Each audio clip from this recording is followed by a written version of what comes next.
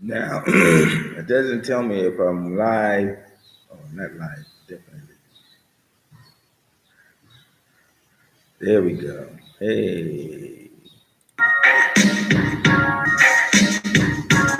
Let's pull the two-seat out, baby. Greetings. This is Grandmaster Amin Ra coming to you from Mombasa, Kenya. And today's show, we're going to really discuss several topics as opposed to trying to stay on one topic. Now, a lot has been going on, and these last few days, and I wanted to just go into them and discuss about how some of these things that have happened to me, and I wanted to go in and try to relate them to what's happening with everybody, because a lot of times I go through situations and then I look at it and I always ask myself, I can't be the only person that has ever went through this, no matter how ridiculous or how extraordinary the incident is. So I wanted to sit back and just have a conversation because I'm looking at some of the comments, and as I go through some of the comments and shows that I normally watch, I see questions pop up into my mind and say, well, what would the viewers think? What are they thinking when they see such and such a thing? And I try to mark it down, and then I want to make this show, different, and it's such as we connect and we learn something, and then we take action on what we learn. Now that is the key point of this channel, is that ultimately it's going to come down to let's take some action. Now, some of these channels I've seen, they say, okay, let's take some. They've been doing this. Look what they have done to us. And in other words, what has the white man been doing? Look what the white man has been doing to us, for the last 400 years and beyond. Not only what he has done to us in America, but also, look what he has done to us, in Africa and sometimes all around the world. And I have been Black conscious for a very long time, since 1987 officially. And I joined the militant groups and, had my militant days where I was anti-establishment, not something ridiculous like, I'm going to go and create, do crime or anything like that. But when I was coming up in the 80s and the early 90s, a lot of this militancy was at its height and peak. I mean, we had the civil rights era, which I was when I went through, but I was a small boy at the time, and what I can remember from those days is my parents' reactions and my family's reaction. So when it came up to be, my turn to go through it, I had feelings that made me remember how my mom looked and how my uncles and my family looked when when Kennedy was assassinated, President Kennedy, and then Malcolm, and then Martin Luther King, and then John F. Kennedy Jr. was assassinated, and I was seeing these things happen. I run to see my parents' reaction and see, like, okay, are they upset about it, or what are they saying? And of course, a lot of it was anger, some of it was fear, but when it happened to me, uh, by that time when I was conscious, it was Black conscious. It was easy for me to understand and look at things in a real sense, as opposed to taking opinions of others and then going with whatever that opinion is. So I was in study mode, and I did a lot of studying. Now, the conclusion that I come up with on this issue of how one reacts to the problems that we have in the United States is that there is a better option. And today, more than ever, I saw that there is a better option. Now, I came to Kenya in 1996. I didn't know anything, and I knew very few people. And I really took a chance because of doing all that studying, mainly, history and looking back and, comparing other countries' situations. I had to check and see that if there was a better option than the life I had in the United States, and I found out that it was. I mean, when I first came to Africa, there was we were behind.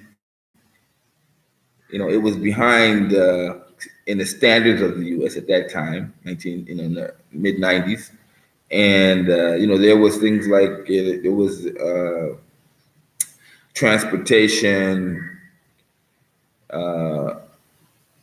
was the issue but I was raised in California, so I always had my own car. I had 9 cars in it back in the day. Not all at the same time, but over the years. And the transportation in Nairobi was basically like New York. People just didn't have cars. Most people just didn't have cars. But somehow it was a bit of a struggle.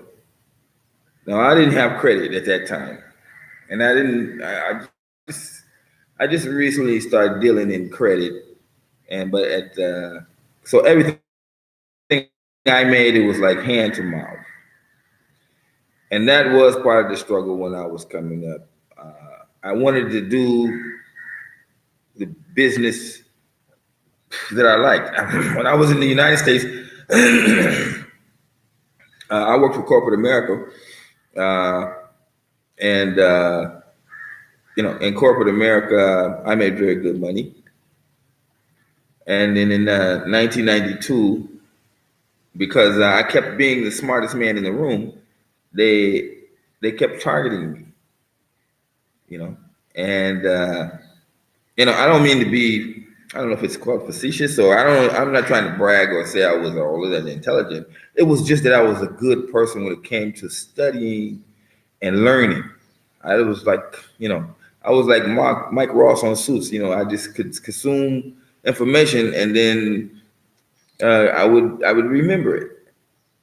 And so being in the computer field at that time was this was a good talent to have, because there were so many codes, so many things that were being newly developed. The PC was just coming out. Before that, there was just mainframe computers with IBM, and I was lucky to be able to be an operator on those big machines. And then, although IBM would come up with a lot of different books on the hard operations of it and policy, they would constantly change, and then I would keep up with those changes. But anyway, keeping up with the new trends and everything was what I really did. So it made me seem like the smartest man in the room. But I'm just saying that I was just a person who loved to read and loved to learn. But this talent really got people to focus on me, and white people in general, because white people always had this stigma that blacks were dumb and blacks weren't supposed to be that smart, and and other blacks that were around in the corporate, around me in the corporate, were always they were subdued. They were trying to get along. They smile in your face, but you knew that the knife could come in your back at any time. And because who didn't want to give up that paycheck? You know, you got some blacks that were working in my last job, 50 Corporation. They've been there for 10 years before I got there. And then when I got in, I was operating the machines and making the machines dance around the room, and they were looking at it that like they never seen anything like it, And they didn't really like that. I can understand it, but it's their problem. They didn't really study. They just went to work every day and did what they was told and didn't feel like they needed to learn computers like that. And the companies weren't really pushing for them to, to re-educate themselves. Me, I was doing mine, voluntarily.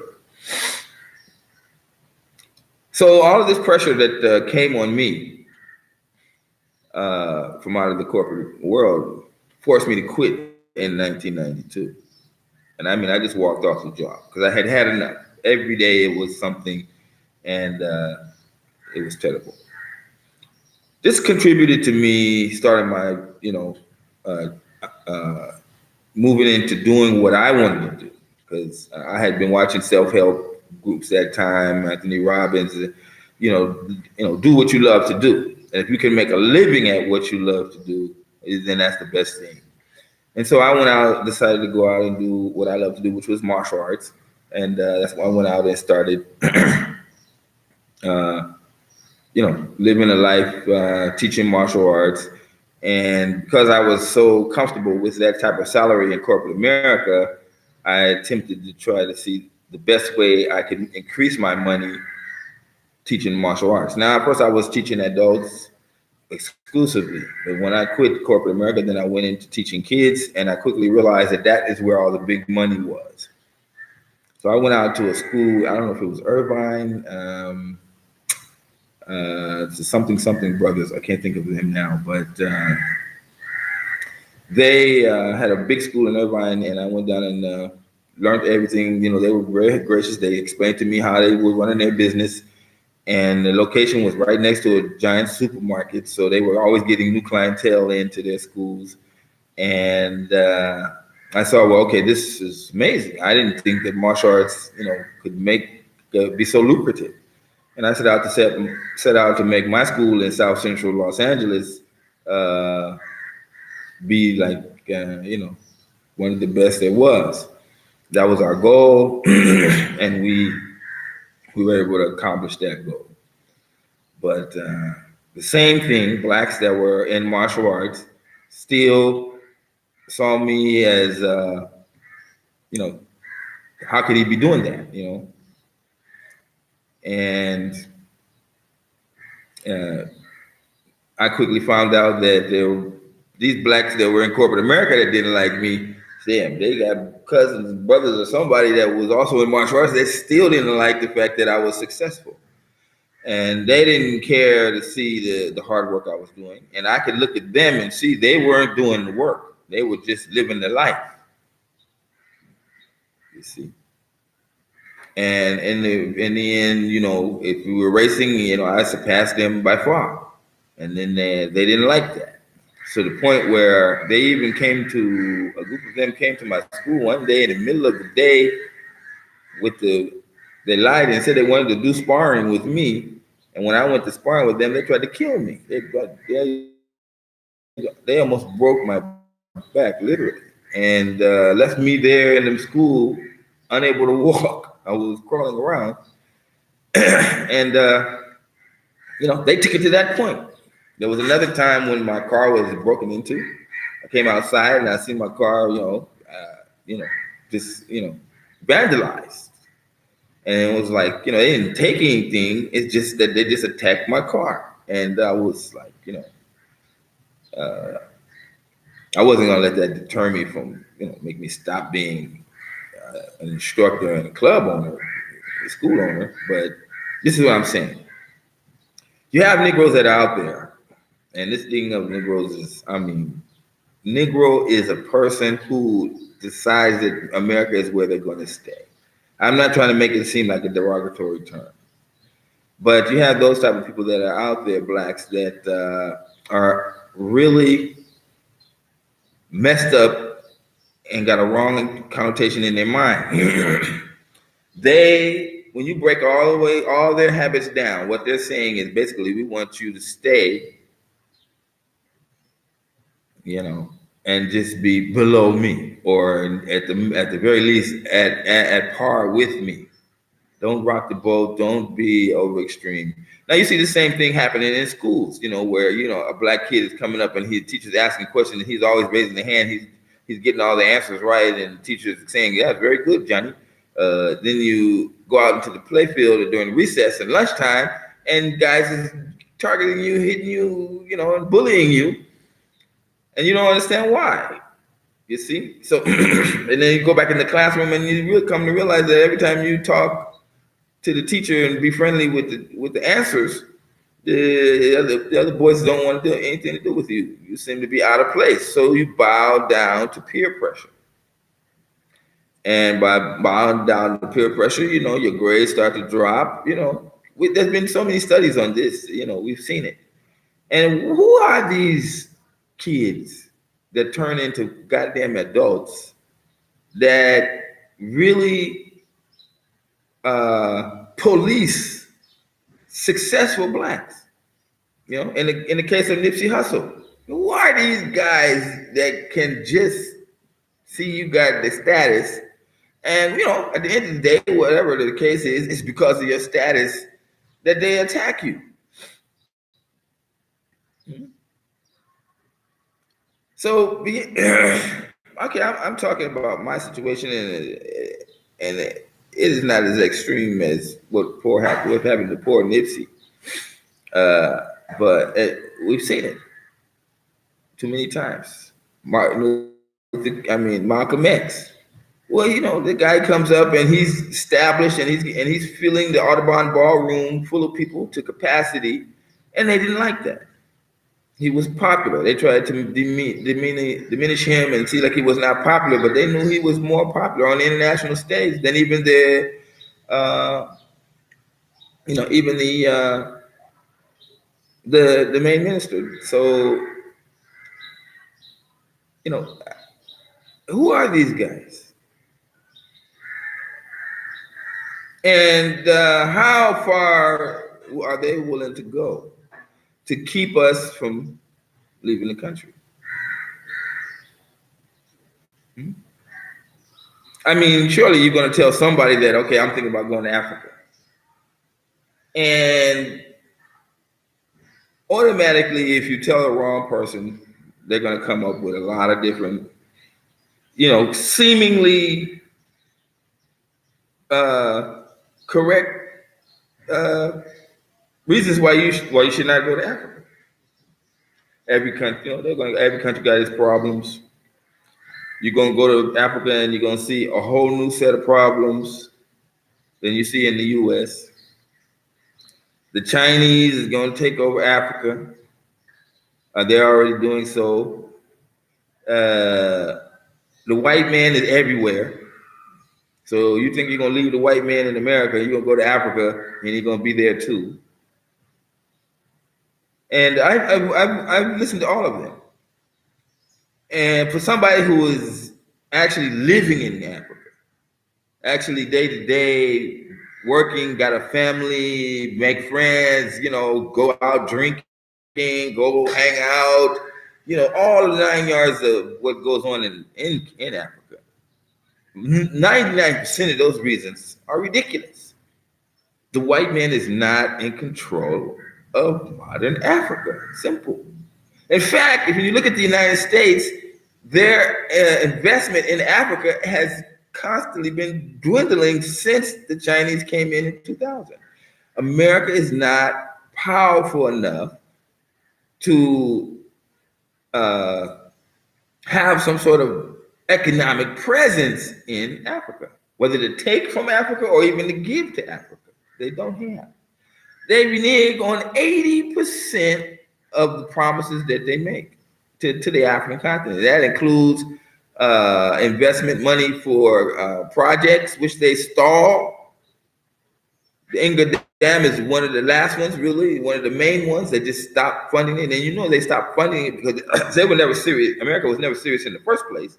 And then when the Congolese decided that they wanted to increase the wattage of the dam, that meant more investment money, and America didn't have the money. They just pulled out one day, pulled out one of the largest investment projects in the African continent.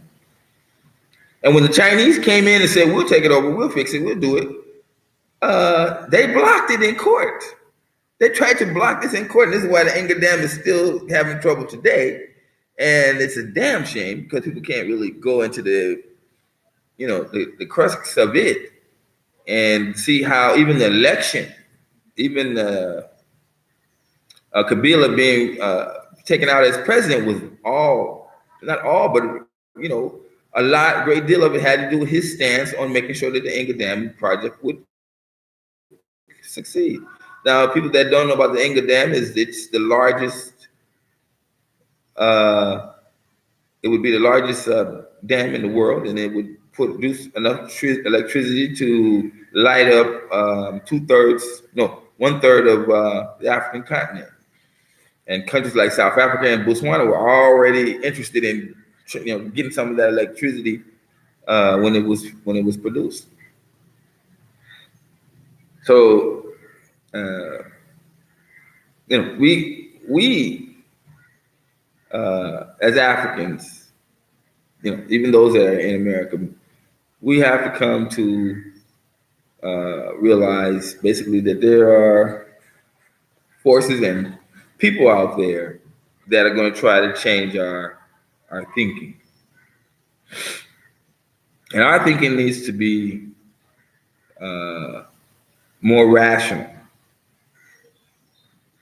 And our thinking can't be dependent upon what other people tell us, especially those who are not in the know.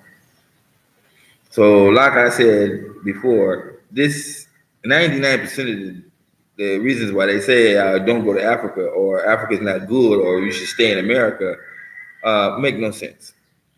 When they either talk about Africa in a bad light or they say America is better, and they give the reasons mainly is because American army can go in and destroy any African country in a matter of a day.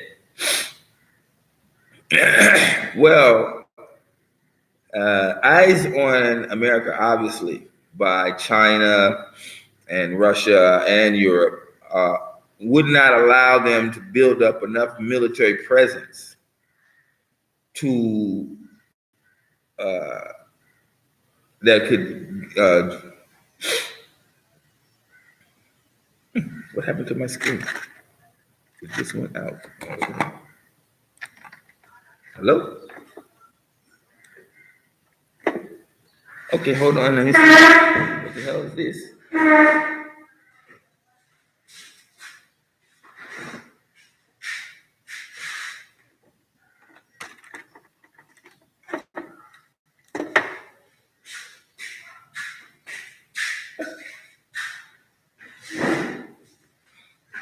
My screen just went off.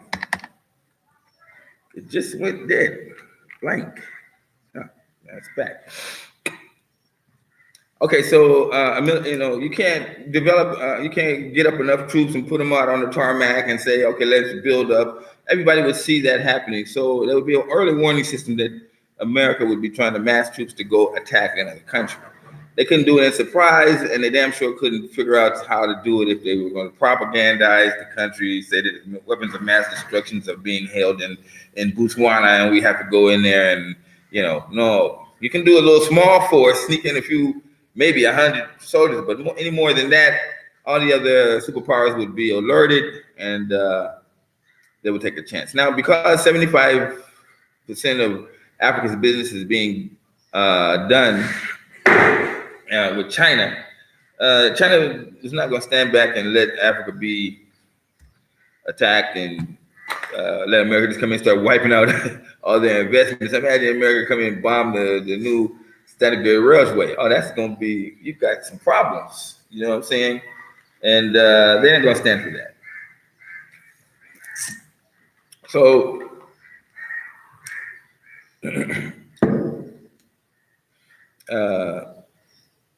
that's a silly. That's another silly point. You cannot go and talk about uh, no sense of going to Africa because America's going to bomb it and control it. No, because after you bomb a place, what you going to do? You can't just leave it like that. Nobody would stand for that. Nobody in the world would stand for America to come in, bomb an African country that was prosperous, and then not have some sort of, some blowback behind that. Case in point, look at Libya.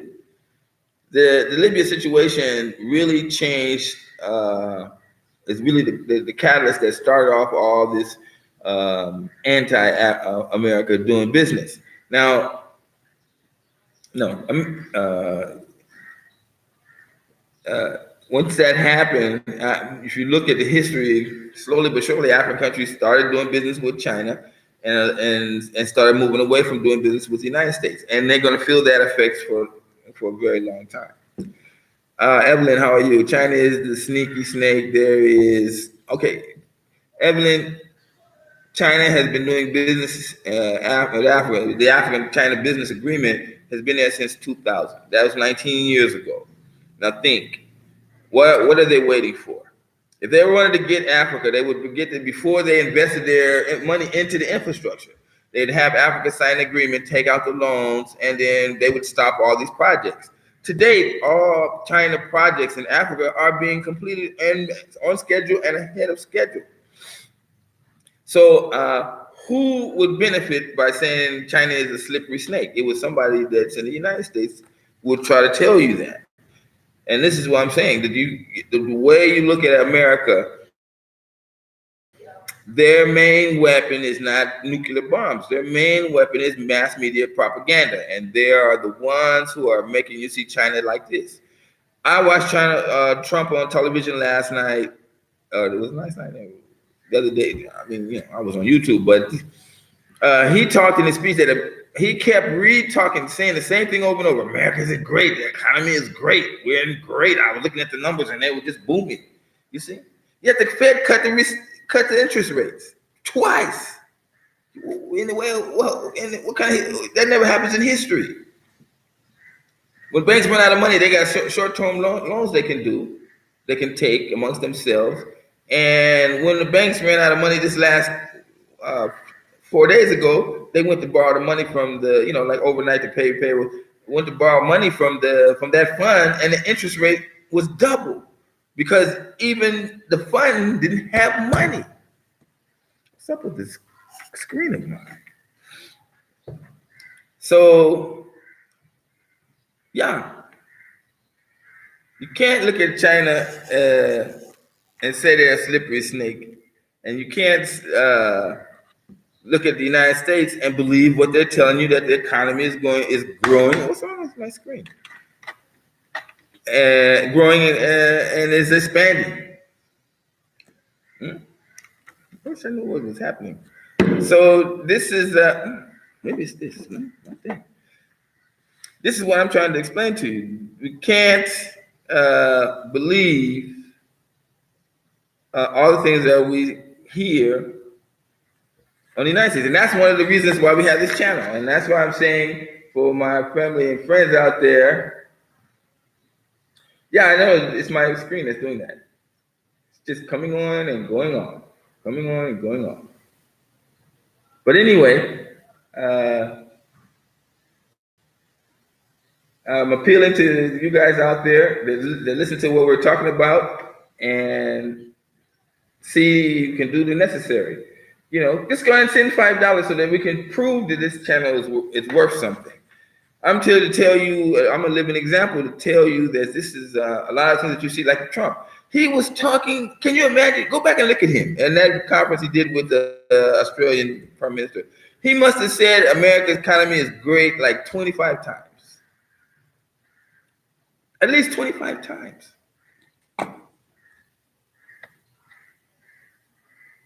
Now, what is that? When the president comes on and he keeps telling you and telling you. Now, I'm not saying, okay, well, America's going to die out in the room in the next day.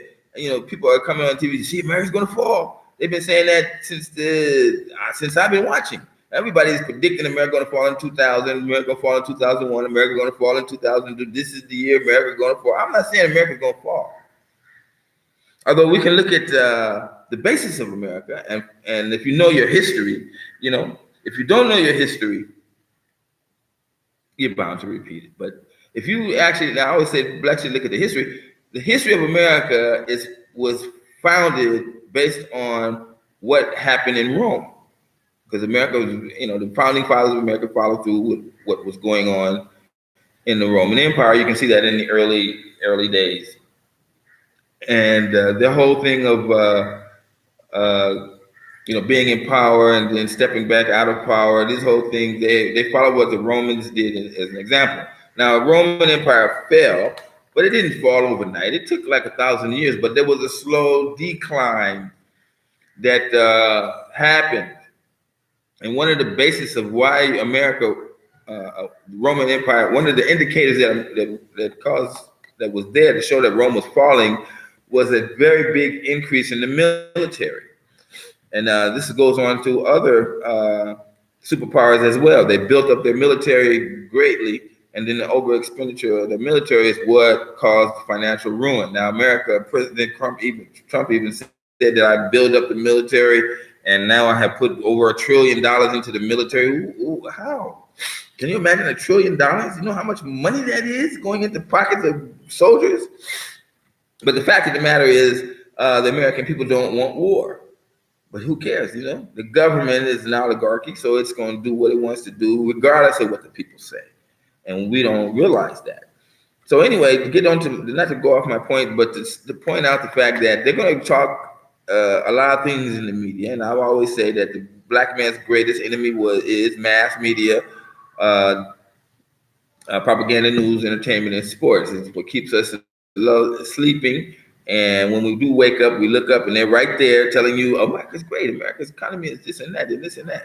And at the same time, when you go outside, you start seeing all these homeless people. It's a conflict. Homeless people on the streets, other indicators that are showing that what the president is saying is not what's really the reality on the ground.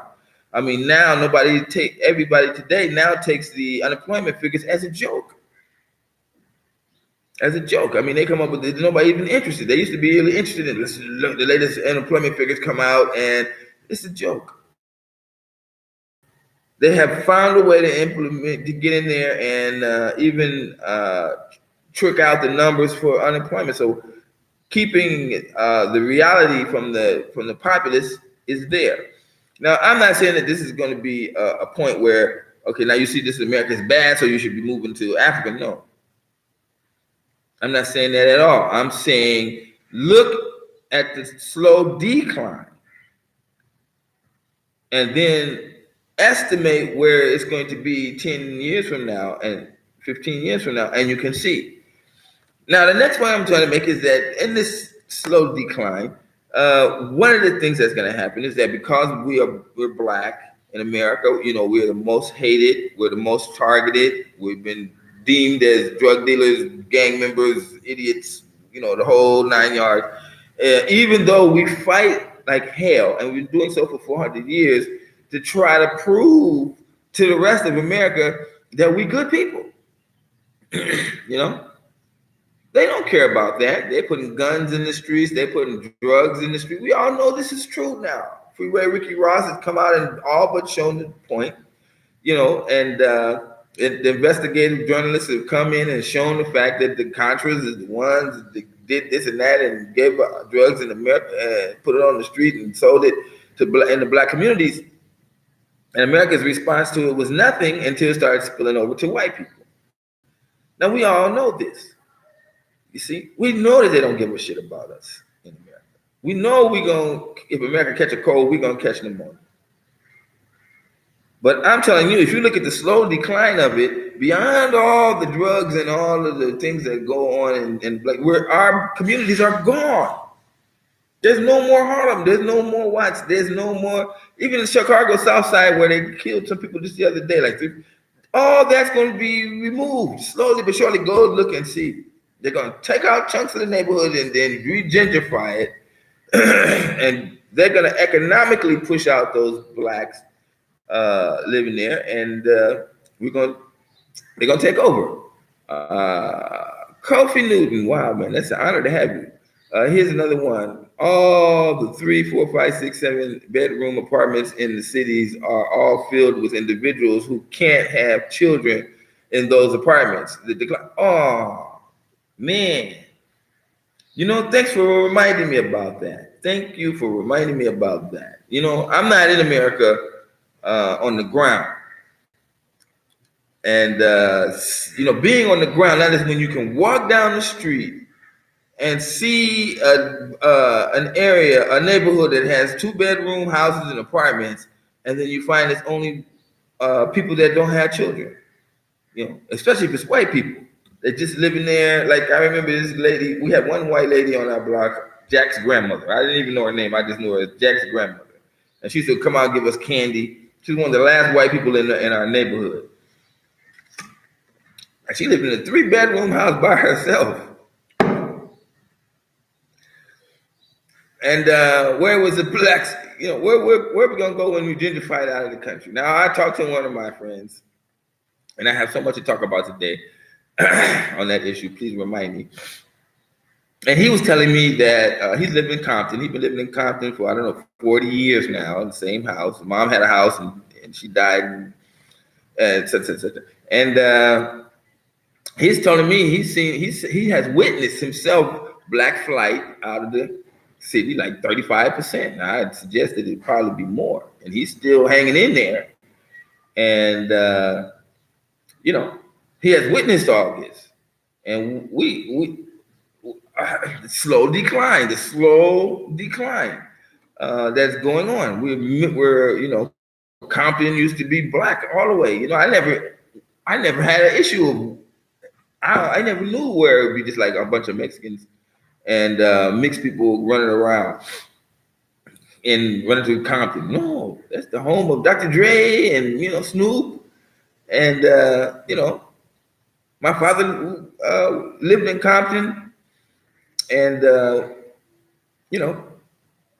I couldn't see that where you go there and then it's like but more than the fact that the makeup of our communities changed. What we see is that there's no people walking on the streets. There's less people in these areas, and the less people you have, the less money is circulated.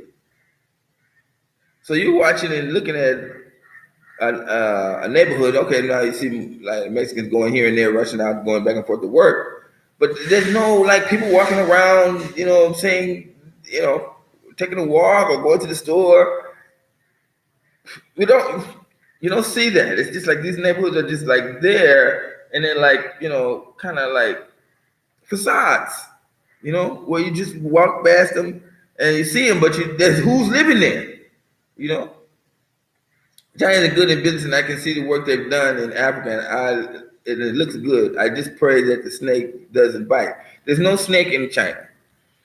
There's no snake in China. And what Bush is telling you about China is bullshit. China is not declining. China is not shrinking. China is booming. I mean, it's amazing. You can't even understand. The regular, where you go to the store and you pay for goods with money, they don't have money. They don't have cash anymore. They just take their phone and they use the barcode system, which America is going to refuse to use because then they would feel like they were copying China, but they haven't found anything to replace it. And you just show your barcode, they just swipe it, and then that's how you pay for your goods. That's how you pay for your food. There's nowhere you can go. You can even go to a street vendor sitting on the corner, and shit, he's gonna have that thing to buy to swipe the barcode. They don't even accept money. They don't even accept credit cards in a lot of parts of China now today. They only go with the barcodes. Money and cash in every sense is done. So when you start talking about cryptocurrency and all these other things, China has already surpassed them and removed all of that with a great system of how they do business. And many of us are not going to go to China, at least, they aren't going to come to Africa, and at least of all go to China. But I'm telling you, that's what's going on in China right now. The industries have grown so fast in the last 20 years, it's phenomenal. You can go back and look at pictures of 1987 where they didn't even have cars on the road. And today it's fully high-rise, 40, 50-story high-rise buildings that are there. It took America 80 years to industrialize into a city. It took Britain 120 years to industrialize into a city. It took China only 20 years. That's how fast they have developed. Because the people are busy. It is not like they are slow, but because of racism and because of isolationism, America and Britain took much longer. They're so busy dealing with us that they missed the fact that we were readily and available to build up their nations without having to, to be compensated, greatly. But that wasn't good enough. They still had to try to find ways to take from us, but at the same time, pretend like they're not taking from us. And that was done mainly by the mass media, which is the black man's greatest enemy. We cannot allow ourselves to be educated like that, Evelyn. We cannot allow ourselves to not see the realities of China and the potential for growth of China and the future growth of China. Compared to what we have in the United States, is the slow decline. If you don't have a black community, if you don't have a black community, what are you? I just want people to take a minute, take a second, take a minute. No, you need a minute. Take a minute to think about this. Where is your identity if you don't have a black community? Nothing. Where is it? Nowhere. Think. Evelyn, the fake food products. Evelyn, whatever place you're getting your news about China, you need to get another location. I'm gonna put it. Let me find that thing. I don't know how I can do it and stay online at the same time. But there is people that are. Let me see if I can get that. There are people, and you can see me and I can't see you, but anyway, there are people that are out there that are going to China and reporting on China outside of the mainstream media news and outside of the propaganda. It is in America's best interest to try to keep you, from understanding the truth of what's going on in China. And let me see if I can bingo new money. I think it's this one. The greatest, well, yeah, here it is. Let me see if I can give this to you in the chat room. Oh, are you joking me? I have to copy it like this. Huh? And here we go. Check this out from somebody that had to this YouTube channel and listen to somebody who had no interest in or was not persuaded to be in American interest. And even in this documentary, after he explains to you the growth of China, he's going to tell you that I'm going to be considered a hater. I'm going to be considered anti-American because I talk about China in a positive light. But this guy was a hedge fund manager, so he had made his millions. And then he took his millions, he retired, and then he went to China and visit, and then he was like, explain to them this is what a business is. And then he's going to show you that all of the American top corporations have headquarters in China, while they're telling you that China is bad. And you should know that General Motors, which was America's biggest company, has just laid off 150,000 workers. Meanwhile, they got an increase in profits up to the 8-9 billion. And where are they making that money from? If you laying off people in America, how are you gonna have 8-9 billion record sales? General Motors is a Chinese company now. Let's just say I'm gonna say it. General Motors is a Japanese country. Yeah, the Kaiser report. I don't like the guy because he joked too much. I can't, economics is hard to understand. But when Kaiser starts joking, I can't can distinguish when he's joking about what is it real or is he joking? So Evelyn, I just and then get back to me in the comment section, sweetheart. It's not. I was fooled too. You know, and this is what I'm saying in America, and this slow decline is the propaganda that makes us believe that everybody is an enemy to America, and everybody's got the best news. But I'm telling you, just take a think. If the Chinese were snakes, and if you look at the history of the Chinese, they are rushing. If they build their civilization up in 20 short years, why would they be taking 19 years before they drop the hammer on the African if they was trying to undermine it? They just renewed the agreement 2, 3 years ago, Africa and China. They renewed their agreement to continue with the same type of commitment toward infrastructure development. You see? But this didn't make the news. Now, because of the infrastructure development China has done, African countries, 52 of them come together and said, look, we got to drop these borders. We can't be having, you need a passport to go from Kenya to Mozambique. You need a visa to go from Kenya to DRC. So all these French colonies controlled, past colonized countries from France and Africa and Britain colonies and like this are coming together. Hotep brother, are coming together and saying we're gonna drop all these borders. So you're gonna have, no visas. You just gonna go from one country to the next, and this is gonna cause an international trade that's gonna be the biggest in the world. But in America, we won't talk about that. They're going to tell you, "Oh, this is a good thing," but they've been talking big and they haven't been able to do it. We've been doing it in Africa. They've been doing it. I'm sitting here with these two eyes and seeing the development in my face. It ain't the same, and it cannot go backwards. Africa is rising. The United States is declining. So when you talk about Africa and America, and I talk, okay, America got this problem, America got that problem, I'm not talking about jump on the plane because you see America gonna fall, the Titanic gonna sink. Okay, I use those analogies, but in reality, you're working hard to survive, but not prospering. Let me say that again. In America, you're working hard to survive, but you're not really prospering.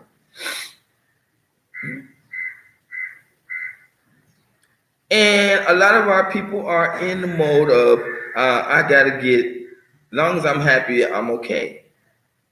But when you have a slow decline, it is very difficult for you to see back when times are greater because you're so busy adjusting.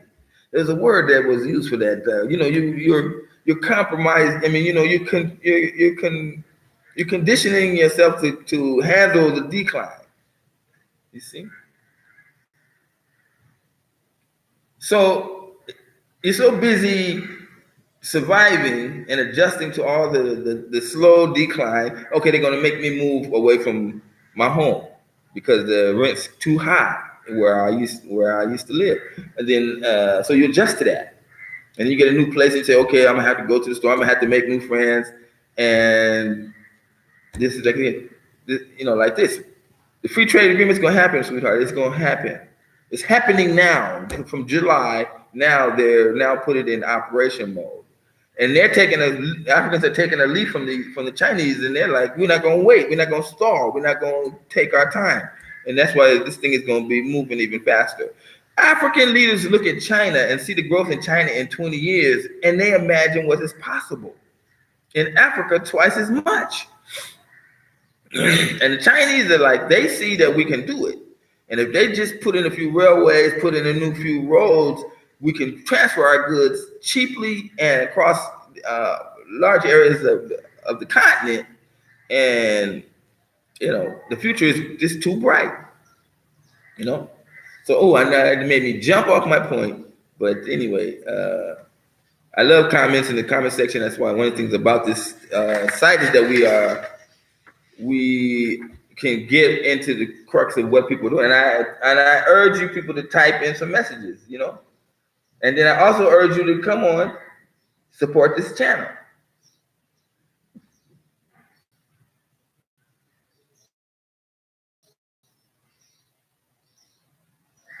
Just do a pause there, and I know it's a little bit of work at first, but the first time you do it, it's very easy. Go to westernunion.com and support this channel because it's not like other channels. It's not like Dynas Amir's channel. Dynas' channel is there, and it's like you can't tell if he's for Africa or is he for America. I mean, he's gone to Africa and everything, but he keeps coming back to America. He's done shows from Africa, so he can do shows in Africa. He now knows that. First, he thought he couldn't do it, but now he's shown that I can do a full show in Africa, and no problem. So why doesn't he come? O'Shea Jackson is another one. He's my good buddy, but he got it outright. He can't. His audience is, and excuse my term, Negroes. Those people that want to stay in the United States, they're banking on the United States, and I'm like, okay, that's no problem. You can do that. But see, as the slow decline comes, you make those adjustments, but you don't write about it. You don't talk about, the other day, I thought I was going to get a $2,000 tax refund. And because of the Trump situation, my tax refund was only $800. And I had already made plans for that money. You don't talk about something like that. You understand what I'm saying? Some chick I had sex with 6-7 years ago now tells me that this baby is mine, and I know it's not mine, but she's taking me to court, and I got to pay money to a lawyer that I don't have for him to go and make me, and he seems to be stalling and taking my money. You don't talk about that kind of stuff. I got a cousin that got arrested, and he's in court, and the family has pulled together, and everybody has to pay $1,000 for him to be defense, and I don't really have that money. But if I don't, my family gonna look at me badly. You don't talk about these type of situations. You don't talk about them. I understand. My kid is my cousin, my sister, so and so relative was taking care of my kid, but now they have abused my kid, or they refused, or they got problems, and now they can't do it. And I'm running around looking for child care to watch him while I go to work, and that shit is taking half my paycheck. Child care is as much as my rent. They don't talk about this, but this is part of the slow decline. You understand what I'm saying to you? You cannot decline in an economy cannot decline without it not affecting the people that's in the economy. Come on. Yes, every city has Chinatown, and we don't have a black town. If you don't have a black town, how do you have an identity? I fly back to the United States today after 22 years of being away. I go to where I used to grow up, where all my homies were. No one is there. I go to my homie's house. It's like I knock on the door and a Mexican opens the door. He don't live here no more.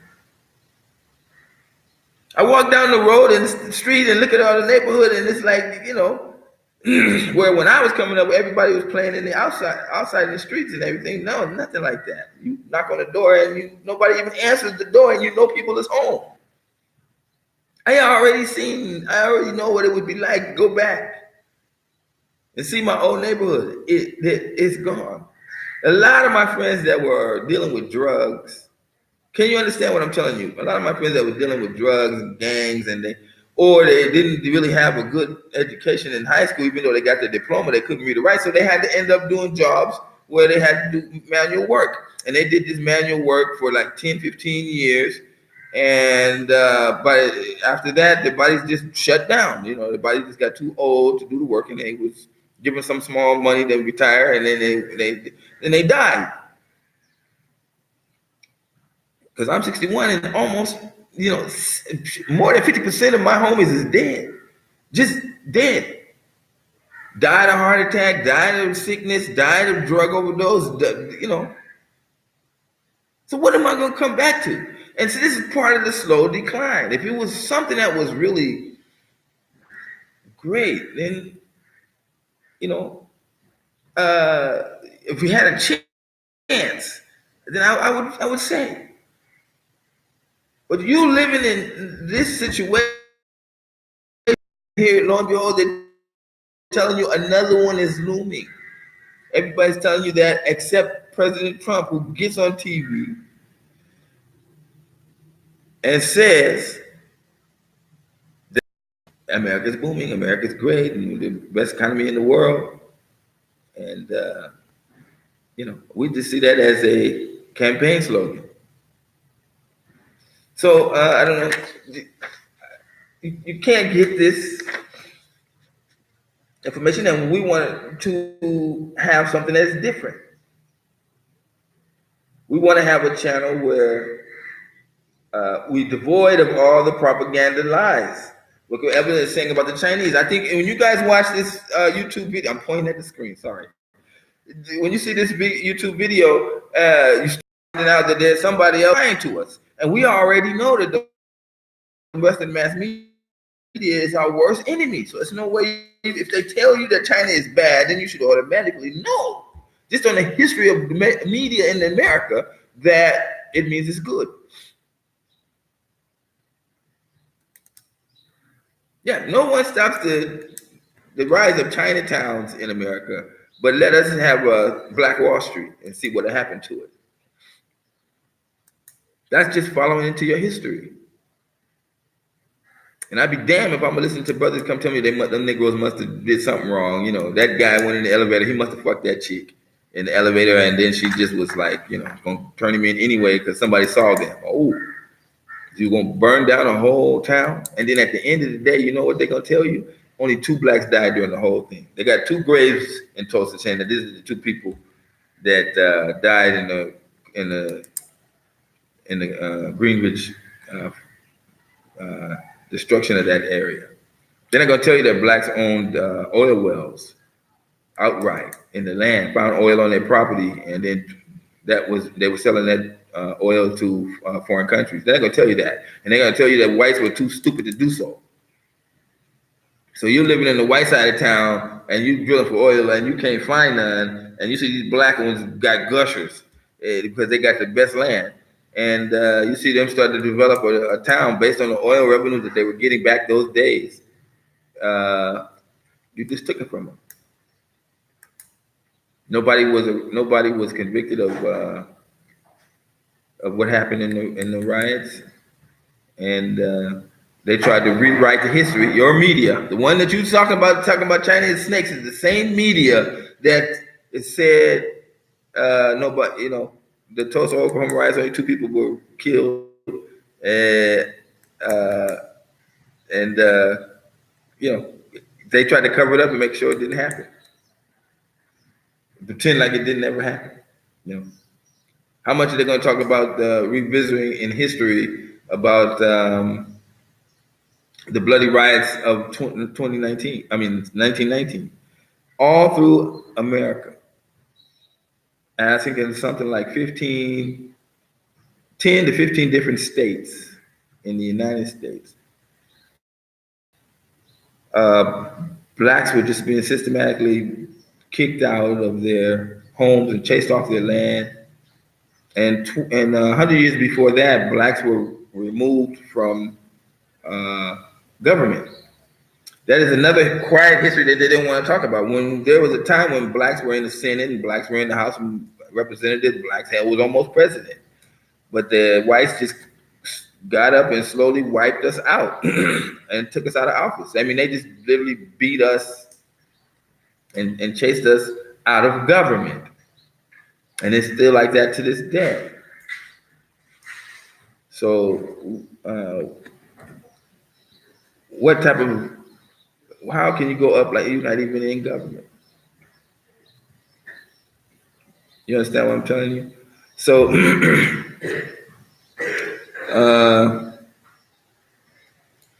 yeah. And there's 2 things that I want to say before we finish up here. There are 2 major problems that we have as black people in the United States trying to look for a better life for ourselves. Now, I'm telling you that Africa today is ready for you. It was not so much ready 20 years ago, but today definitely it's ready for you. And for you to make that move to Africa is not something that's going to be harmful to you. It's going to be of a benefit to you. With the infrastructure developments that are being developed with the help of China, and the fact that they renewed the agreement for another 10 years a couple years ago, there are no signs that this situation is going to change. While America is going through ups and downs in recessions, because of the help of China, we are expanding. We don't feel these recessions that are going on in the United States. So that's another reasons why when the decline comes and there's a slight dip, it really affects a lot of us. And because we don't have black communities anymore, really, where can we spend our money? You see, we become like hopeless people that are just wandering in the United States. Blacks only own, and I keep saying it, blacks only own less than 1% of America. So you're not even an investor in your own country. You're like a visitor. You see, because your money goes in and back out into the credit domain. And if you got a credit card, you see, that's not controlled by us. That money is going to make rich people buy yachts and they hang out on weekends and go on fantastic vacations off of the money you paying them from your credit card debt.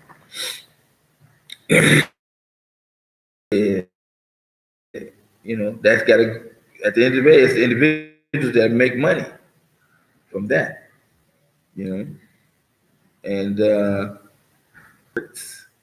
what's it going to do? Pay administrative costs? No, that money is going in the pockets of judges and prosecutors, and they're in the business of seriously making sure they can keep that money coming up.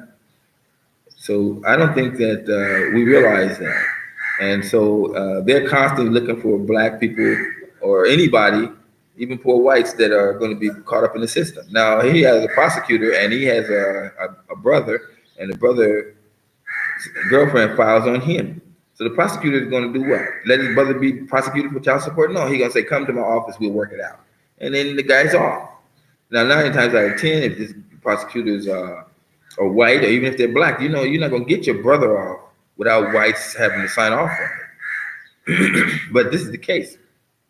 We don't see the integral workings of what is going on a regular basis to take advantage of us and attack us for the little bit of money we have. Because the system is declining, these systems like the prison industrial system and the court systems and all these other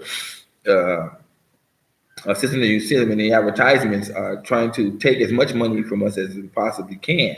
Now, a lot of us would have a family, we would spend a lot of money in family. But because they have eroded the family, that's more money for them to take from us. You see?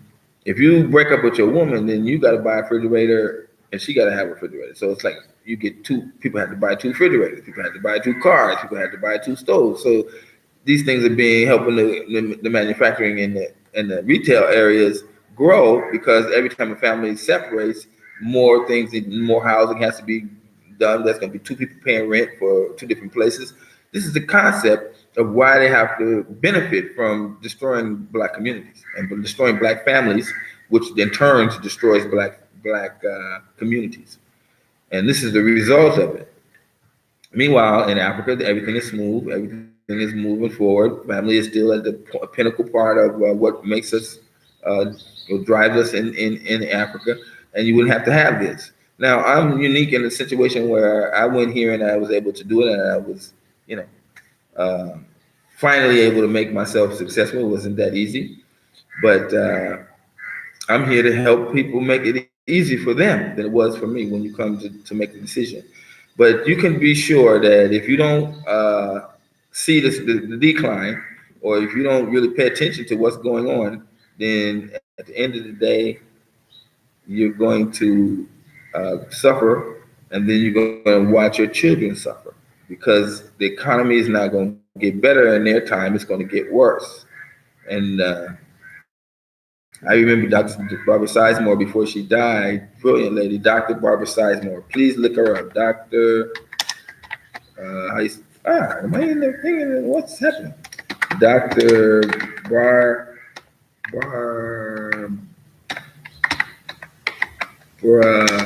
Sizemore. I think it's like that. Damn. It's something like that. But she's out of Chicago. I don't know. Yeah. Man, this is fun. This thing. So yeah, look up Dr. Barbara Sizemore, and you can be able to see,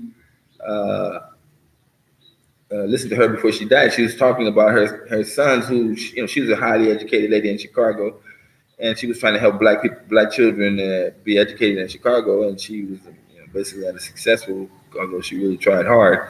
She had two sons that she had put through college, university, and then they couldn't get jobs, you know.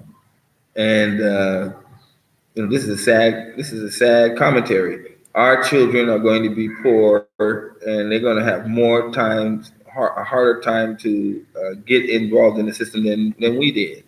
And as the system deteriorates, you're going to have white groups that are going to come up, and they're going to see that any blacks that are trying to be prosperous, they're going to wipe them out.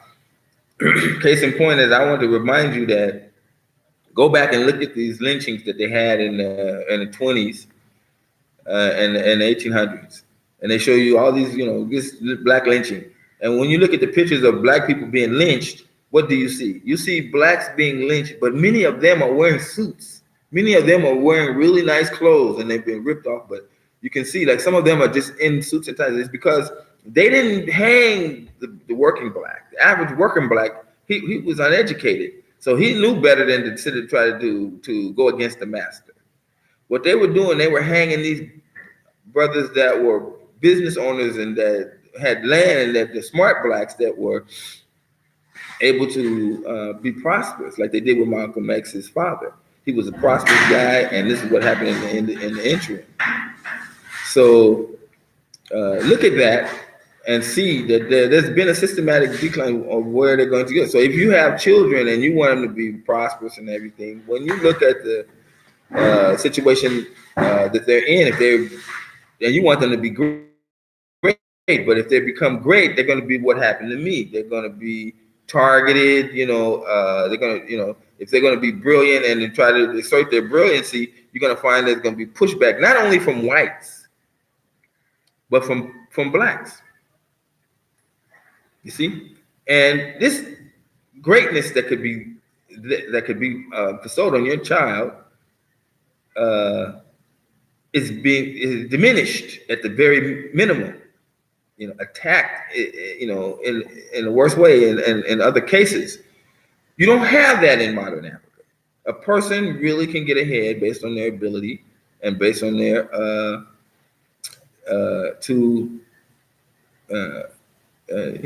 and not because of what race they are. So you must think about this when you're talking about paying for college and paying for, even going through regular normal education. These are things that you really got to look at. Look at your child and say, I want the best for him. Obviously, we all do that, but really, can they get the best? Can you give them the best in a society that is anti-black? Can you give them the best in a society where they're, you have 400 years of oppression? Go back and look at the 1960s and look at the people. They're walking around, black people walking around with signs that said, "I am a man." What prompts somebody to write a sign, a picket sign, and say, "I am a man"? It's because were mistreated up into the 1960s. And in the 1970s, what did they do? They started pumping the black community with drugs, started putting on the news that we were gang members, and there was always these shootings. I lived in South Central, and I didn't see all these shootings and gangs. I never once, South Central Los Angeles, 109th and Broadway, I never saw like 5 or 6 guys walking down the road wearing blue or wearing red, And I purposely went around looking for this. The streets of South Central, like any other streets, in the middle of the night were quiet. Now, I worked in the night shift most of the time when I was coming up. And so I was always traveling at night, and I never saw nothing, can't see nothing like that. Where I never saw even the police. You didn't see them because at night, who does what? Everybody's sleeping. It's the same now. So when the news comes up with all these narratives of all these so-called shootings and things like that, can they not be lying to us on many of these occasions, just to keep us fearful and in dark, and then say that, well, it must have been something that the Negro did or the nigga did, Yeah. So I'm here to tell you that from this, I have gone to Africa, and I'm here now. And I'm saying that not because of the day-to-day things that the economy is going to get great or the economy, but if it booms, it booms. But it's there's no way if you follow through history, if you look at the economic situation in America, this is just not true. You know, they're having problems all over the world, and they have problems with China, and no matter what the President Trump tells you, uh, you can't believe it. Case in point, go back to 2008 and look at Obama. I mean, not Obama, but Bush. Uh, Look what they were saying. Look what the government was saying just before the crash in 2008. Everything was booming. Everything was great. Everything America is at its greatest height ever. And then lo and behold, boom, the economy dies down. And what did they do? We're knocked out of our homes. Did anybody care about us? No, they cared about General Motors. And they bailed out General Motors. And what did General Motors do? Took its industry out of the United States anyway and put it into China. So right now, while you might be working at Walmart or Taco Bell or I don't know, one of these fast food restaurants, there are factories where there are Chinese thing Buicks building General Motors American made so-called American made cars in China.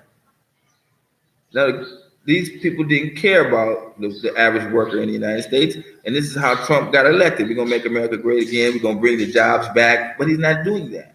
But at the same time, he's telling you America's great and we're doing better than ever, and I'm gonna fix everything. No, something like this channel is unique, and I know it's unique, and because I'm always being attacked. Not so much in the chat or in the comment section. Those guys seem to have left me alone because they see that I'm legitimate. You see, and what I'm telling you, and the information that I'm bringing out. And I'm saying that if 20 years ago, you could either stay in the U.S. or you can come to modern Africa and try your luck. But today, coming to Africa is a survival option. It's a survival option. You might see like you got a job now, but what if the job goes away? You might see like, you got kids and you got a family and you can't just up and lift all of those people away from this. At the same time, you can do anything when it comes to family. And it shouldn't be to the point where you just got no other choice. Before you make a plan that you can come to realize into fruition that you should move to outside the United States. I've seen people here that say they were going to come to Africa, and then next thing you know, I got a new job. And then they're satisfied because they got a paycheck. But what are they doing for that paycheck? You see? And is that paycheck really enough to give them an opportunity to rise? Or is it just there to appease them? Just there to keep them, quiet?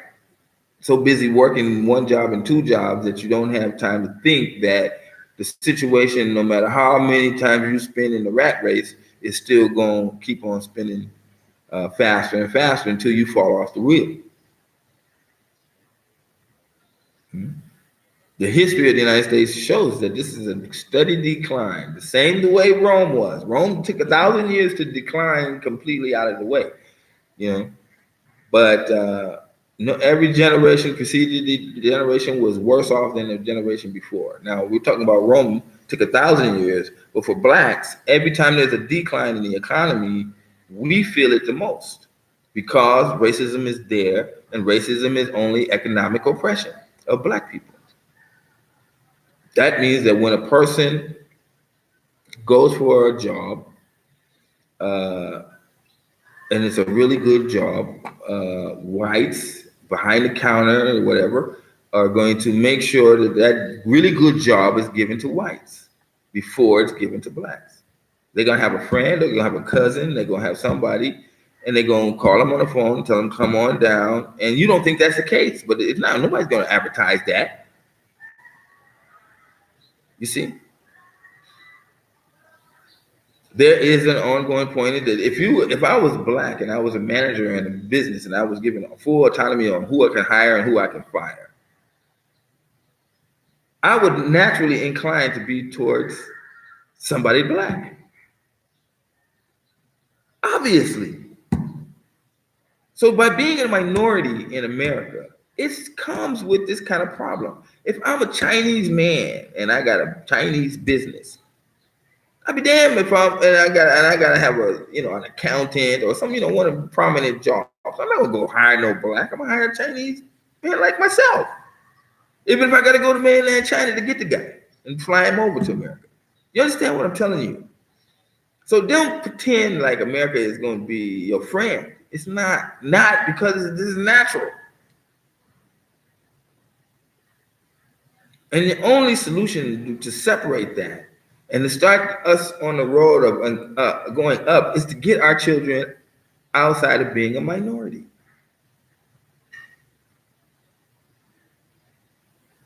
It is not a drop. It is a slow decline. Your parents were richer than you. They had it going on. They had a house. They had a car. I'll be like, how did my mom do that? In today's society, it's almost impossible to have a house and a car and a garage. And what do you think it's going to be for your children?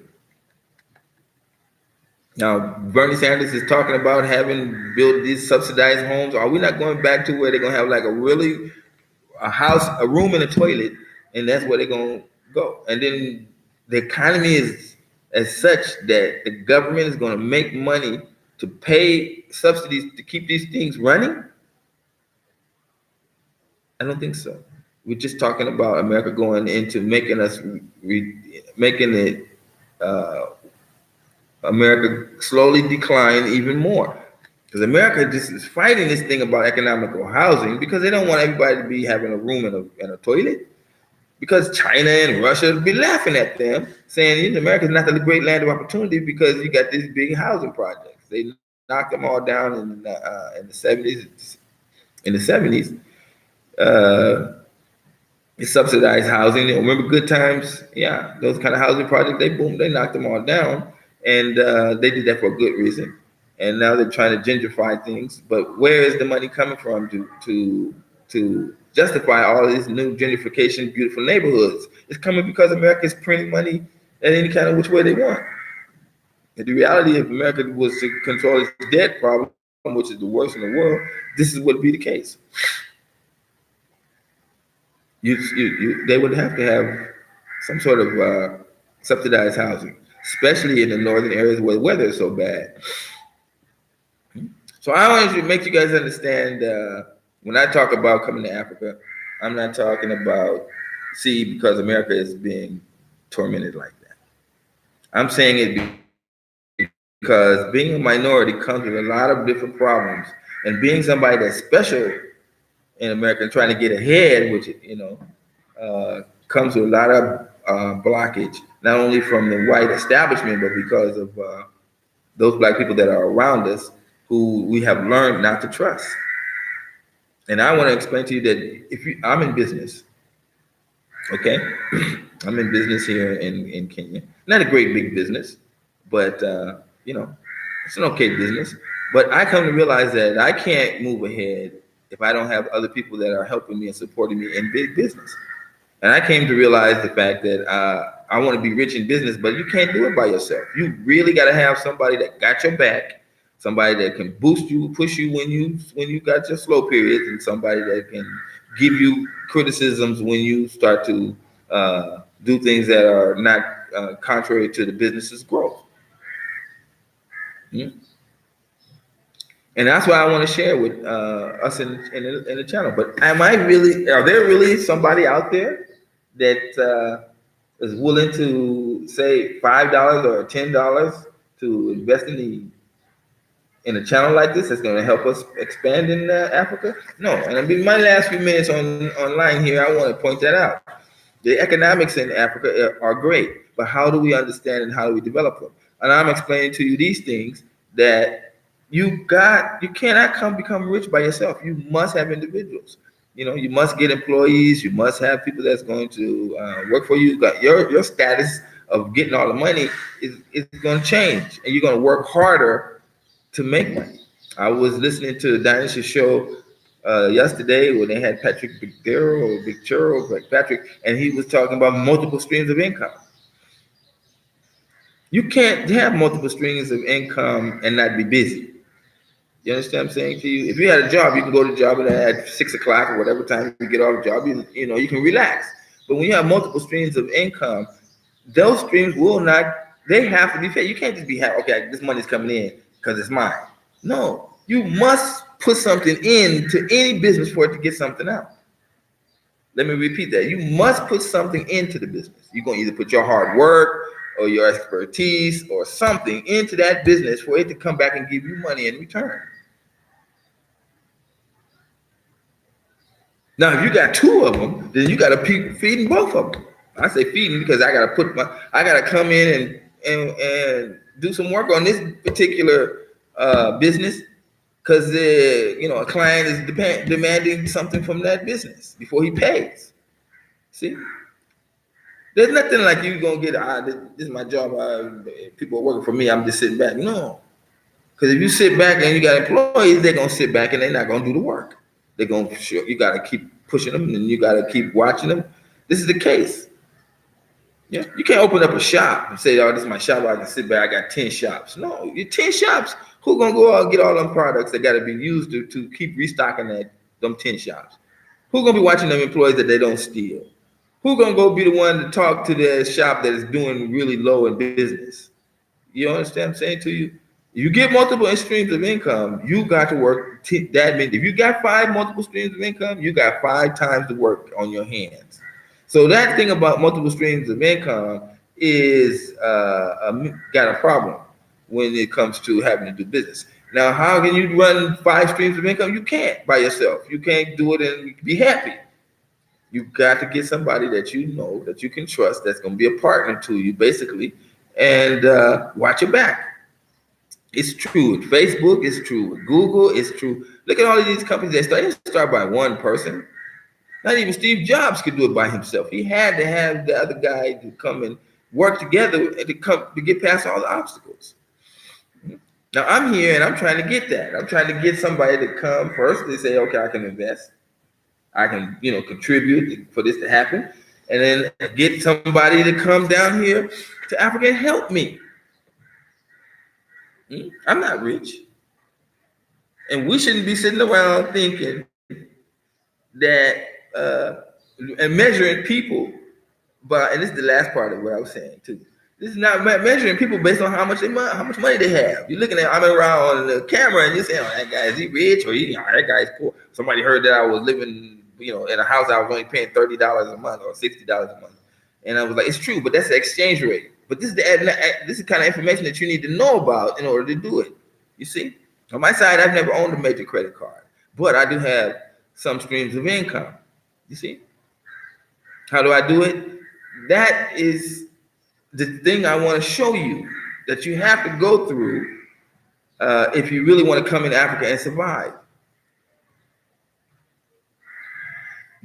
Now you go to China today and you watch that video I had posted up in the chat line earlier, and you're going to see and these people have been lying to us was prosperous. Now what China has already went to, they're helping Africa go through now. So you can imagine the growth, the potential that's there. But you can't come here thinking like America's belief that, you're going to be rich and you're going to go show your friends and you're going to drive up in a Ferrari. No. It's going to be hard work. If you want to really get successful, some of us are going to measure ourselves and do just enough to get by, but it's still, you're going to have an opportunity to go like this, whether you take it or not.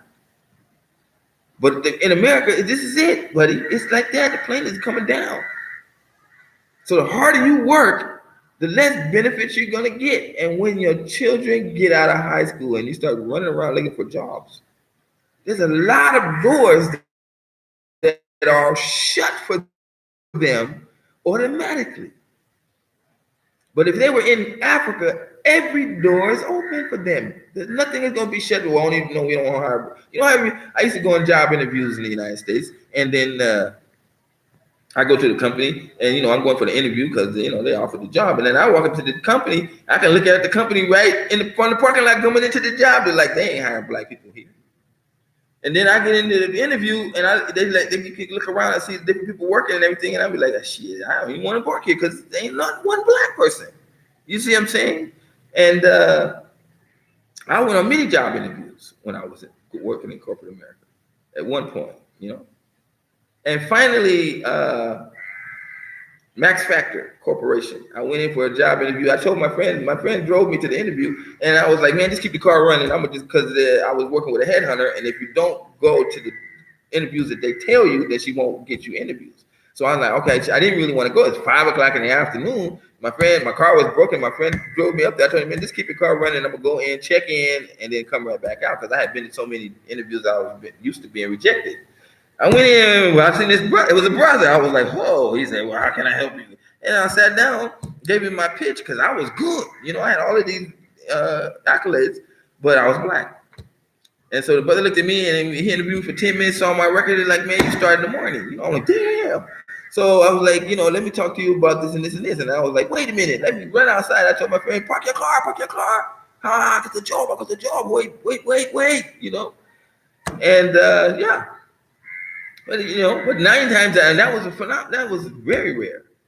And that brother had a lot of pressure on him. They put him in charge of the night shift, and then he got me that opportunity because we was both brothers.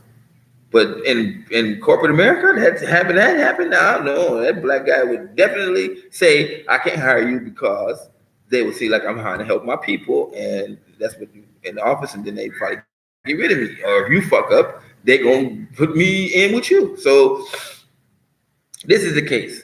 And I want to, I'm talking about my personal situation, but you all have yours. And when I talk about my situation, you can learn from me. And you can equate your situation too. At the early stages in the 1970s when I was working in corporate America, it was a lot better than it was when I was at the end of my days in the 90s working in corporate America. And I can only suspect that it's even harder today. And with the rise of these anti-black groups and these racist groups that supposed to be Trump is the one that kind of supporting them, your child has less chance of getting a job than ever before. So it only behooves you to get in the channel. Let's go through this thing because the whole purpose of this is not to talk about the decline and or see how bad America is. That's why you should come to Africa thing. No, it's about action. And I say get an African plan and start to develop it. Just to decide, your psychological development depends on you having an African plan. So when these things happen, instead of having to try to adjust yourself as if you don't have a place to go, you can start to see like I have some better options other than this place. So instead of trying to contort and conform to the decline, you can say, wait a minute, this is just too much now. I got another option. Let me go try it out that way. Amin Ra is saying that Africa is all of this and that. Let me go ahead and just take a quick check it out for myself. And that is what they don't want you to do. They don't want you to come here and see for yourself. Every person that came here could not deny the fact that this was a great place to stay. It's only the part about how do I make a living. And when you have a decline that is in such a way where you just barely getting by, you have to look at that. You have to look at that and say, okay, enough is enough. And if you come to Africa, you're going to see that it's not the backwards place you think. It's fully developed and it's still developing, just like China did in 20 years. In 20 years from now, Africa is going to look like China. I can tell you right now, 20 years from now, Africa is going to look like China by far. And we got more land than anybody else. And we got more riches than China. And our population is growing a lot faster than China. So people got to eat, people got to move, people got to transport, people got to do business. You're going to you fall right into that, and your children you will be loving because you find that it's a struggle for you to start off in Africa. You'll be able to make it. You won't starve. You'll be okay. But then your child go out into the world. They can come back. Mom, I got a great job. I met somebody. They're gonna do business. They want me to help them. Yeah. You know, Mom, I went with my degree for a job interview and they hired me. And I know it's part of it is because I'm from America. Because America still got that stigma about blacks, and Africa still has that. I mean, Africa still has that stigma about us, and they're willing to give us opportunities. I can attest to that personally so many times that I was allowed privileges that even a normal African wouldn't get, simply because I'm from America. And we need to take advantage of that. And you must factor that idea in when you talk about coming to Africa. There's going to be a lot of opportunities that are open up for you. And a lot of people are going to give you chances where you didn't get them. And we deserve that. After being racism, then where they take away all our chances in America. We deserve to get some of those. And I'm telling you, they feel so good when somebody's going to give me an opportunity to work with me, because I'm a foreigner. And this is what I'm saying as far as the action is concerned. So I want to get this channel going. I know there's some of you out there who have never listened to this message, and then you say, okay, I'm gonna take everything that you give me, I'm gonna listen to you, and but I'm not gonna support you because must be something wrong with you at the end of the day. And that's the last thing I want to discuss. You can go on my Facebook account in Black Man's Guide. I think it's in Black Man's Guide, where one of my black belts in the United States came on there and was talking about stop calling people Negroes. Stop talking all of this. Now, you not this, you, I was the one, I did this, I did that. Now, this guy, I trained him when he was a white belt. And then all the way up to black belt. And, by training so many people, I do get a chance to see their flaws. And then I try to help correct them. That's what I do as a black person in America. I want to try to help my people, become better people through martial arts, of course. But now when I left the United States, I left my martial arts school in the hands of other blacks. And then within 2 weeks, the school had been basically destroyed. For the people I left it in control of, they really didn't manage it right. They wanted to change everything I had shown that worked for 10 years, making it the best, the most profitable school in the Black Karate Federation's history. They took that model and wiped it out and put their own concept in, which they weren't able to support. So many people left, and then the thing went down. But I have this black belt who, now that I left, he wanted to make a name for himself. So he said, I trained with the Grandmaster before I met him. I ran the school, and I made it. It had 5,000 people training when I was there. And I'm like, it doesn't even make no sense. And he was saying, "Oh, I got dirt on you, Amin, and this and that." And I'm like, show the dirt, but he don't have the dirt to show. He's in the comment section showing he has respect for me, but at the same time showing that I have done all these great things. And I'm like, if you have done these great things, where is the evidence? Where are the pictures of you with all these hundreds of thousands? Because nobody gets like 50,000 students and then turn around and don't take no pictures of it. You see mine here all the time. You go on my Facebook, you see all of the actions that we've been doing in women since we've been in Kenya. But this guy is saying he turned the school around, and I made it, basically saying I did a better job than Amin. Amin is nobody, Now I can just imagine the things that he has told people that are around him to make them believe that I'm somebody that I'm not. But where is his evidence? Today, there's nothing. Just talk.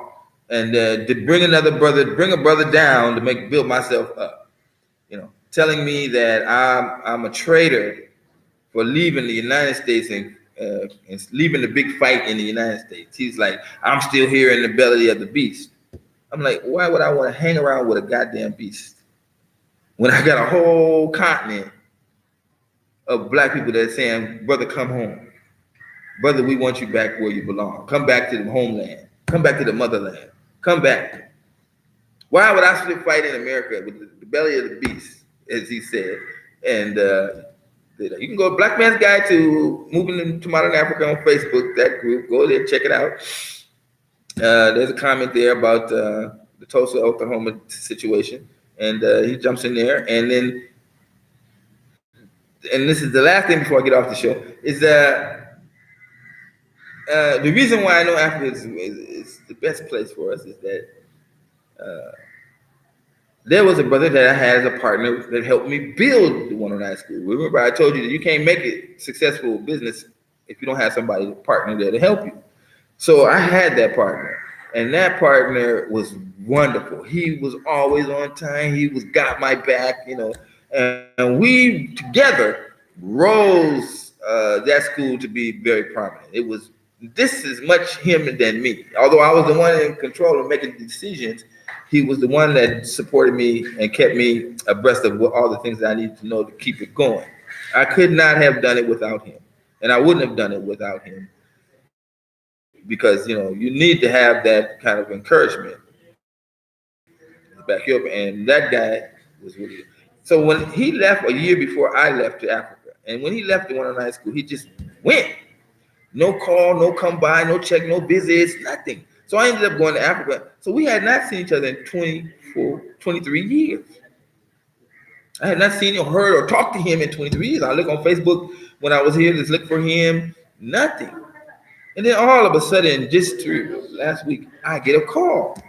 I'm like, hello? And, the guy started talking. I'm thinking it's somebody from, maybe one of you guys are asking me some questions about America, because I'm, it's American phone number. And then he goes in, this is Keith. And I'm like, shocked. 2 minutes into the phone call, we was back the way we were back in the day. After being away from not talking to each other, not seeing anything from anybody for 23 years. So I'm like, man, why are you not on Facebook? Oh, I heard that Facebook was not good, and so I didn't get on Facebook because it was. I'm like, that's a lie. Get on Facebook. That's how we can communicate. So he's not on Facebook. He's seeing all the things that has happened and the growth that we have done here in Africa.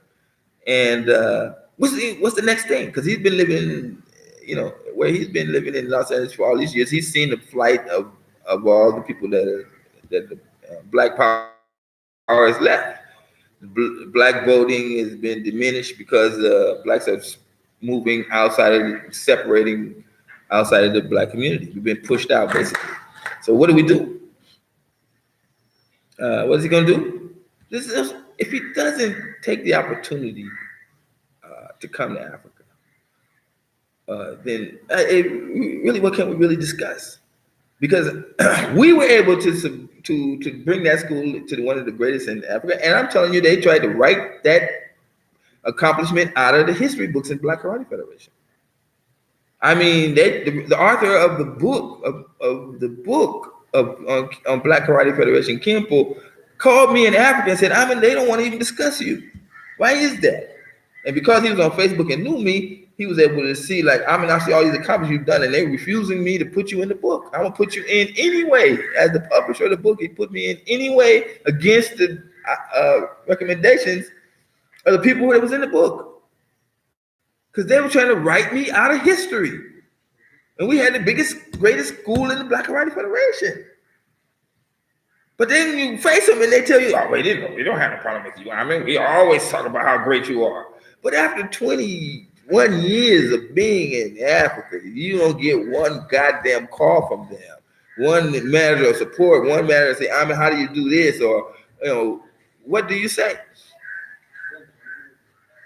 The evidence is clear. I don't give a shit what you might be telling each other in a normal conversation. You ain't got no action to back up what you.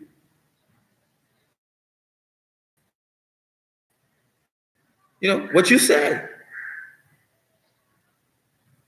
This same black belt that comes telling about I did better than you. I tried to get 10 years ago. I tried to get him to, okay, let's work together and we can have a connection between the African school and the one in the one in Los Angeles. No, he didn't do that. They got mad when I told them we got more people in Africa in the Black Karate Federation than you do in the United States. They got mad because they want to live in a delusional world. They want to fake like they international, and they not. To the point where they want to hide even anything I do. This is why I'm saying come to Africa, because when those kind of things are removed, you can go far. And a lot of us have tried to go up, move up, and been traumatized by those things. And then at the end of the day, uh, we just kind of settle. So America is saying it was the land of the free, but I'm telling you, you're not free. You know you're not free. And you only be free when you make the move to Africa. And that is the final point I wanted to make on this issue. You're only free when you come to Africa. Because your freedom is curtailed greatly by racism, which is only economic oppression. More than we can know. They hide it in every which way they can. They don't have any laws to protect us from racism. And they can do it anytime they really want. And they go to bars and they go to groups and social, and they laugh at the fact that they did us like this. They laugh.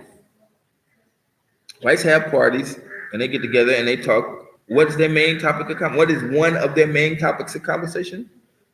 How blacks are bad, how blacks are gang members, blacks are drug. Look at these people, they can't get themselves together. But at the same time, they go to their businesses, and when a black person tries to come in and go for a job interview, they deny him, or they pay him less money, or they overwork him, or they get him in, and then before 5 years is finished, they get him out. Because I believe that there's an unwritten rule in America that they say that these white supremacists and white groups said no black person will stay on a job more than 5 years. Now, some of you have been working at a job for almost 5 years or more, and then they decide they come up with something, and they say you just be working, and then all of a sudden they come up, oh, you forgot you spilled some paint, yeah, we got to let you go. And I'm like, wow, I've been working here for all these many years, and then you just come in and just knock me out. I believe that there's groups that are like that. They can't let you stay on a job for more than 5 years without knocking you back or having you be sacked. So it keeps us in a perpetual wheel of trying to survive. And all these things are eliminated, even if it's true or if it's not true. It's not there in Africa. You can get a job and you stay on that job 10, 15 years. I've got friends that got businesses, they've been there since I met them, in 20 years. And ain't changed hardly a bit, or they've expanded. So I wanted to point this out, that in the future, the future is definitely with Africa. And if you don't come for yourself, come for your children. I got all these bills, I got so much credit debt. You can consolidate your bills into one payment and then work them out once you get here. There are other ways that you can start to make money in Africa even before you come here. But I want to share them with you, but I'm not getting enough love from you guys.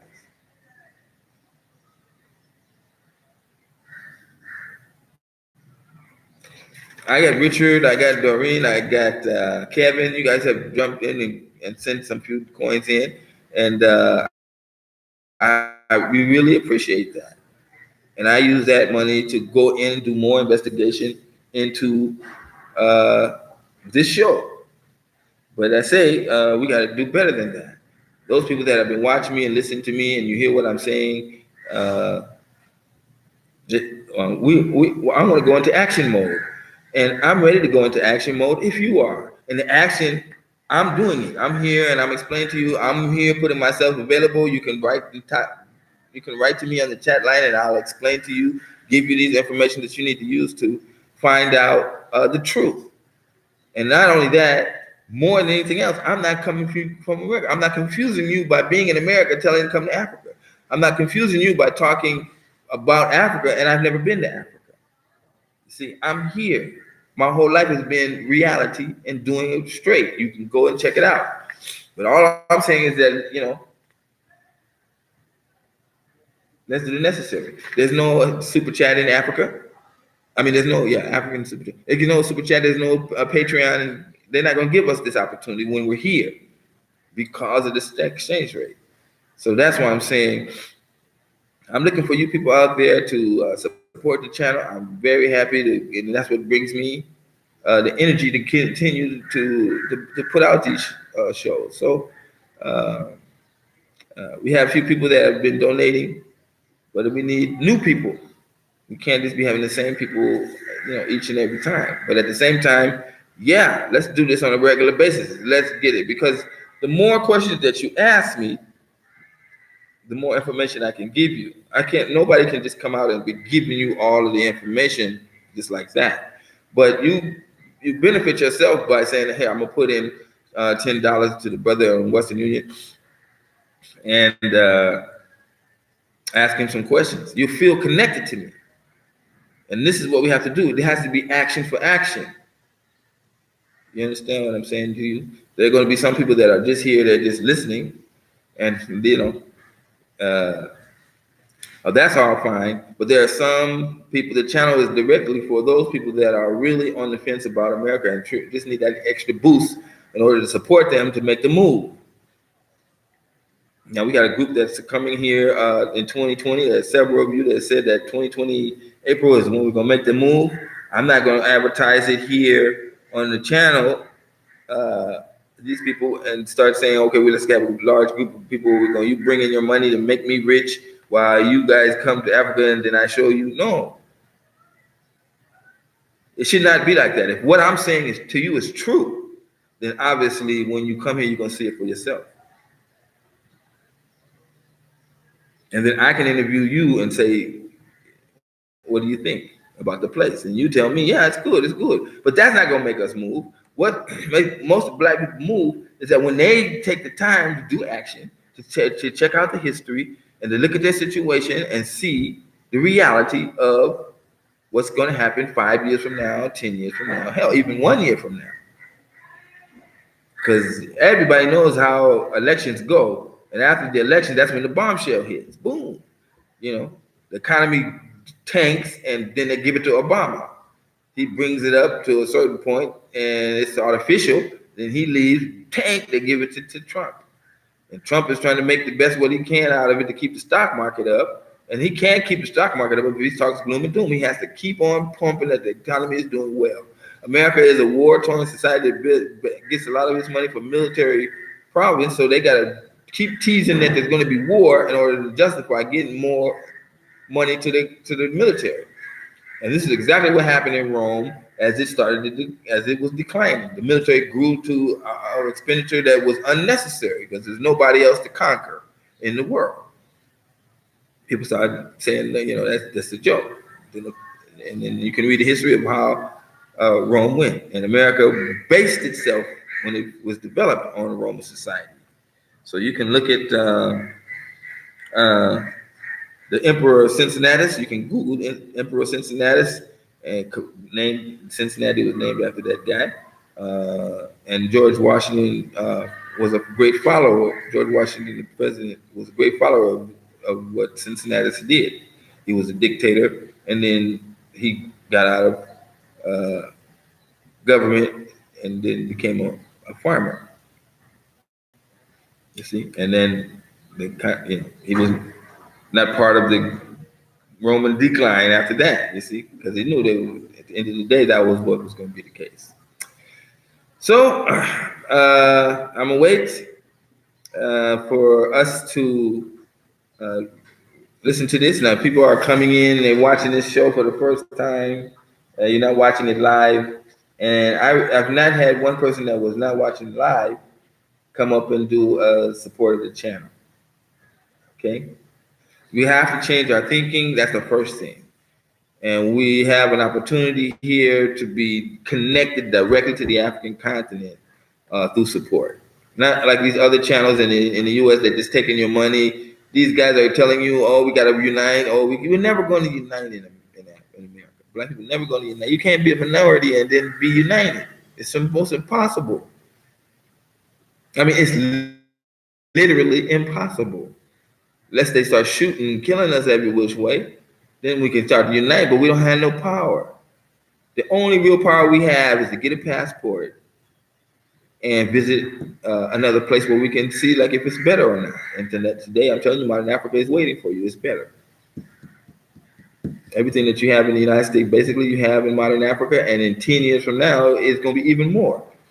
And 20 years from now, it's going to be off the chain. And in 20 years, that's when your children should be acclimated into this society, African society, and you will only benefit from that. So I want to thank you guys for listening to the show. Please take this seriously. Once again, for you people that are new watching the show, this is how we. Oh, sorry. This is how we support the channel, because there is no super chat in Africa, and there's a reason for that. And if you want to get this information, the real information, and how to move into a life in modern Africa, or how to develop an African plan, this is the place you're going to get it from. You're not going to get it from somebody who's making their money off of you staying in the United States. And that's why I'm saying Dr. Claude Anderson, Dr. Dumar Johnson, all these guys that are telling you, they're just giving you information that makes you stay in the United States. So, even on Dynasty Show, some of the shows he has is people that are there that they never been to Africa, ain't planning on going to Africa, and they telling you invest in America, and this kind of stuff like that. And meanwhile, where are you gonna get the money from?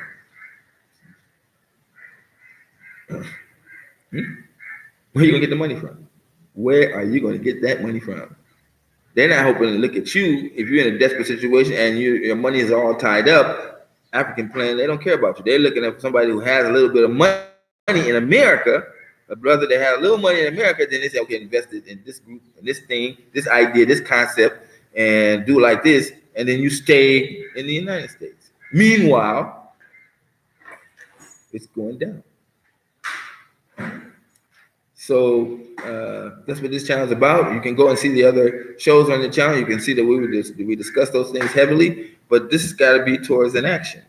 And the African action plan is to get yourself in a position where it's easy for you to make the transfer or to make the jump over to Africa for a visit or for actually moving there, and be prepared. So if the United States does this and does a quick dip, you're not finding yourself in economic strife where you just cannot get out of it. You don't even have an imagination of buying a home and living in a nice house and car, and then having other black people around you doing the same. Right now, if a black person want to really buy a house, he's going to be in a neighborhood where it's not going to be blacks around him. And I had that situation happen to me, and I did not know my neighbors. I did not associate with them. They didn't come to bring me no pie when I welcome to the neighborhood. No, nothing like that. It's just that you was there, and you was on your own. If you fail, don't come to me to have me to help you with your failure, and vice versa. So that America's propaganda, news, and entertainment has got us like that, where we don't associate with our neighbors and stuff like that. And then there you have it. And I'm saying that you can remove all that when you come to modern Africa, because people do associate and make friends, and everybody's there to help each other. So you can't really know that type of life unless you come and see it for yourself. And I say that if you're in your 20s, definitely you need to go to somebody that's in their 50s and ask them, how is it? I got all these dreams, and I'm 20 years old. I got all these dreams in what I want to be in America. You 50 years old. Did your dreams turn out from when you was 20 years? And they're gonna tell you that it didn't work out. And why didn't it work out? Because this is what America is doing. America is like that. So leave about gloom and doom, and which could probably take place at any time. They keep telling you that America is the biggest economy. No, China is the biggest economy by far. I don't know what they're crazy. It's 1 billion people, 300 million people. That's the total sum of America's population. 300 something million Chinese were pulled out of poverty and into the mainstream of the country. And you're gonna try to tell me it's not possible? America's going in the wrong direction. And blacks are the ones hanging on the end of the tail, wiggling around, trying to hold on. And there's no reason for us to hold on, because we have a land of our own.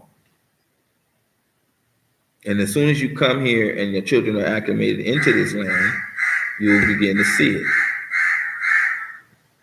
And that's why I'm telling you, get you an African plan, or at least invest in more time in learning about what's going on in modern African, and be reminded that the Western mass media, propaganda, news, and entertainment is your worst enemy. So when you're looking for information about modern Africa, you're gonna run into all of the money that they spend to try to keep you from coming here.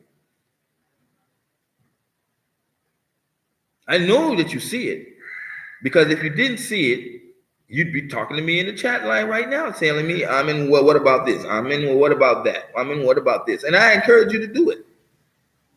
Because I mean, what about this? That what about this you got from Western mass media conversation, Western mass media propaganda, which is bringing conflict into your mind. And that's how they thrive, by giving you conflict. But I'm telling you, it's a no-brainer. But you listening to what the news and letting it educate you, and you're saying, but hey, but the Chinese is too much. And you don't even know no Chinese.